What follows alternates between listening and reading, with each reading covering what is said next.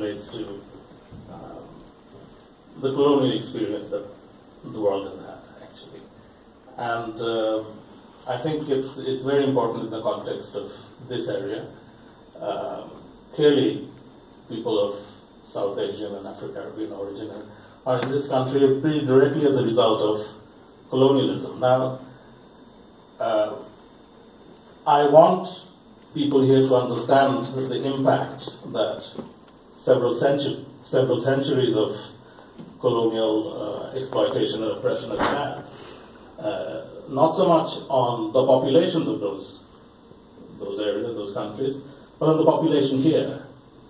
What has it meant for Britain to be a colonizing nation in its, that is what British history is about. It's the most contemporary history of importance in terms of Britain, and particularly Britain's role in the world, is predicated on the colonial narrative, on the colonial experience, and the subsequent imperialism that we've seen, that we see now, currently, all over. And how this relates to racism. And the point is that racism was perfected, was made into an effective political weapon during the colonial, as part of the colonial project. Because clearly, colonialism was something, the dehumanization, the mass dehumanization of large sections of the population of the planet required massive kind of moral justification, which was almost magically constructed through pseudosciences, through all kinds of avenues, intellectual, spiritual, political. Every avenue was used in that project to somehow justify this mass criminality that happened to this planet for centuries during that period of colonialism. And the impact that has had both on those who were oppressed and those who resisted that kind of oppression, and those who perpetrated it. It has had a profound impact. And it continues to have a subliminal, huge impact in this nation today. And unfortunately, that is just not recognized. People do not register it because they dismiss it as something that happened long ago, which is of no relevance any longer, which is absolutely wrong. I mean, consider this. Prior to the Second World War, that's when the colonial project took a big knocking and the whole thing started collapsing. Britain's history was about, for the previous 200 years, 300 years, was essentially about exploiting, dominating, through using every available means at its disposal, essentially using divide and rule and racism as their primary operational tools. And this they divide, through this process they divided up entire regions of the world, Africa, the Middle East, South Asia. Communities were divided, countries were divided. I mean, there was mayhem across this planet.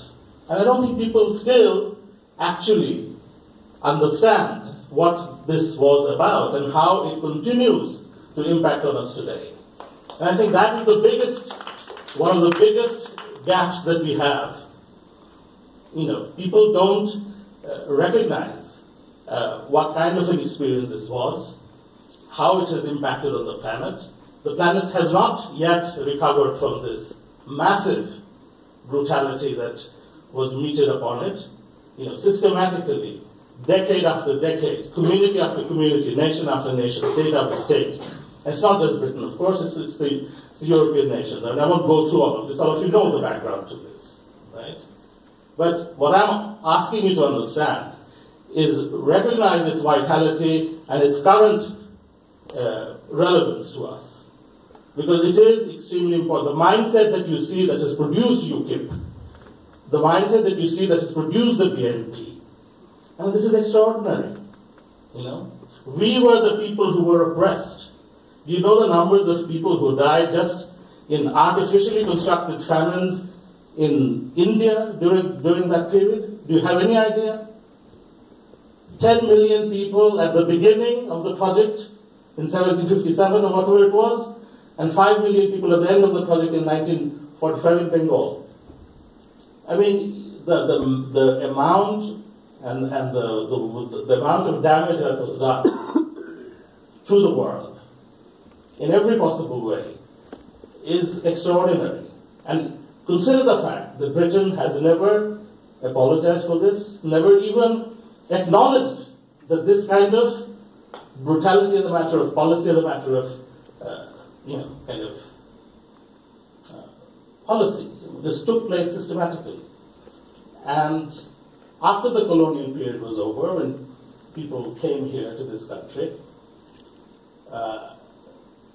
most of them were invited and brought to help rebuild this country after the Second World War. And communities came, people came, mostly men first. You all know the story, how communities emerge and how people settle and communities form. And that's what happened in various parts of Britain. But this, as you've seen in the film, was not a very pretty process. This was not a very pretty narrative. This doesn't speak very well of the host nation. What are we to do about this? Where are we at with all of this? I mean, do the mainstream parties offer any solution of any kind? Clearly they don't. Okay. But we as communities, I think we do have a responsibility. And it's very simple. At one level, at the individual level, it's very simple. Be honest to yourself, speak the truth, be fair. Just try that. Try that. Forget all the bullshit. Try being honest. Try being honest to yourself, and try to be principled in what you do. Try to, So, just on the question of, because obviously we've got these massive historical forces of imperialism, colonialism, and oppression that beat down against black and brown people. We've also got a beautiful history of resistance. So right now we've got the Black Lives Matter movement happening in America against police brutality, but more broadly in defense of black lives. So, Audrey, I just wanted to ask you,